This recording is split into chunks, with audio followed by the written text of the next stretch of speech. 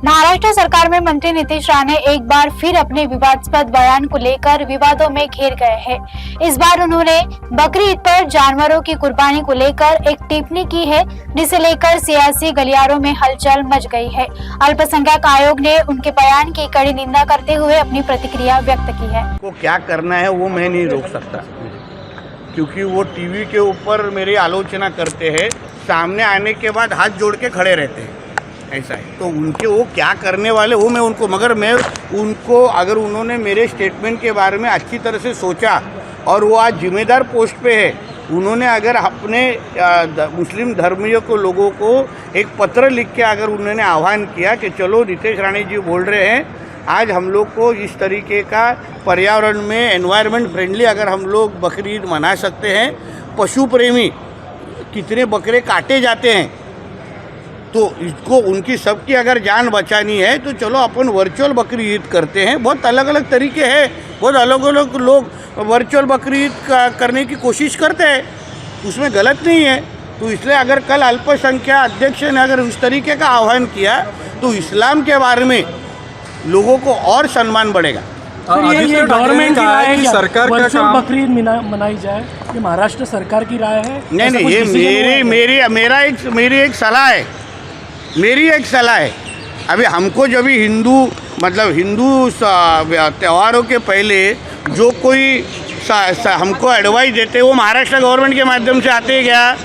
वो कोई तो सेलिब्रिटी आएंगे जो घर में कितने ही ज़्यादा किसी भी रंग से खेलेंगे, टीवी के सामने आके तुमको ड्राई होली ही बताएंगे आपको।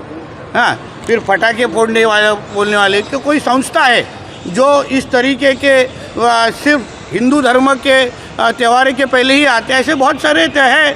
उनको वो क्या कोई गवर्नमेंट एफिलिएटेड थोड़ी है। देखो क्या है, इस्लाम का जो कंसेप्ट है वो एकदम क्लियर है।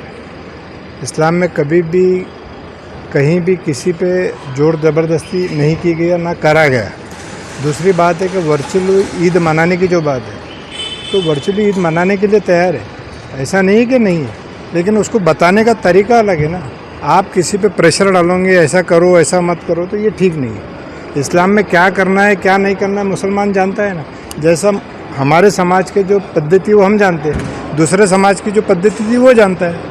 तो मेरे मज़हब में क्या है वो मैं बहुत अच्छी तरीके से जानता हूँ और उसका मैं फॉलो भी करता हूँ बराबर, और समस्त मुस्लिम समाज भी फॉलो करता हूँ। तो ये उनको बताने की ज़रूरत नहीं है। आपके होली के बारे में या तुम्हारा दिवाली के बारे में कभी बोला है तो बताइए। कभी मुस्लिम वो किसी के त्यौहार पे टिक्का टिकन्नी नहीं करता। मुस्लिम समाज सबके त्यौहारों को अपना त्यौहार मानता है। अगर मैं तो बचपन से देख रहा हूँ कि हम लोग खुद, हमारे यहाँ दिवाली मनती थी, हमारे यहाँ खुद पटाखे फूटते थे। जैसे कि इन्होंने कहा कि एक नीतीश राणे जी ने बोला है कि जब मैं उनसे मिलता हूँ तो नमस्कार करता हूँ। तो देखो, नमस्कार करना है संस्कार वाली बात है। चाहे हम हमारे दोस्त से मिले, दुश्मन से मिले, भाई से मिले, पड़ोसी से मिले, तो ये हमारे संस्कारों वाली बात है। अब वो क्या संस्कारी जैसे लोग, हम संस्कारी लोगों के साथ रहते हैं। मैं देवेंद्र जी के साथ रहता हूँ, गडकरी जी के साथ रहता हूँ, तो उनके संस्कार है मुझ में। अब आप भी अगर उनके संस्कार लोगे तो ये सब लफड़ा नहीं होगा। तो सीएम साहब को बताना, उनके संज्ञान में लाना। मैं चिढ़ा इसलिए कि वो बार बार उठ के जो महाराष्ट्र के सीएम है श्री देवेंद्र फडणवीस जी का नाम कोट करते हैं। व्यक्तिगत मैं कोई भी बयान दूँ, मैं खुद दूँ ना, उनका नाम लेके क्यों दूँ? ये बात बिल्कुल सही नहीं। और उनके पास इतना समय नहीं है, तो उनका नाम खराब करने की कोशिश कोई भी करेंगे, चाहे वो पार्टी के अंदर का हो बाहर का हो, तो उसको जवाब ज़रूर मिलेगा। आप खुद अपना कोट करिए ना। तो उनके पास इतना समय नहीं, उनके पास विकास के काम से दूसरे कामों के लिए फुर्सत नहीं है। ये सब वो लफड़ेबाजी में वो रहते नहीं। फालतू उनका नाम लेके उनके नाम का कोट करके ये करना, ये बिल्कुल ठीक नहीं, क्योंकि पूरा विश्व भी हमारी तरफ देख रहा है। देवेंद्र जी महाराष्ट्र के नहीं, मैं बार बार बताता हूँ कि महाराष्ट्र पूरा जानता है, उनको पूरा इंडिया जानता है, पूरा विश्व जानता है।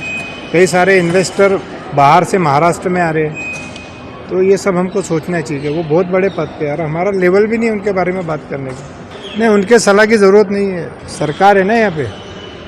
मैंने बोला ना, इस्लाम का कंसेप्ट है कि जो प्रदेश में, जो जहाँ पे जिस देश में रहते हैं वहाँ का कायदा मानना, कायदे को डिनाई कोई नहीं कर रहा। और ऐसा नहीं है कि मुस्लिम समाज ही नॉनवेज खाता है, सभी समाज खाते हैं। तो आपको उस पर सोचना पड़ेगा और उस पर अध्ययन करके बोलिए। पहले आप उस पर अध्ययन करिए, उसके बाद बोलिए।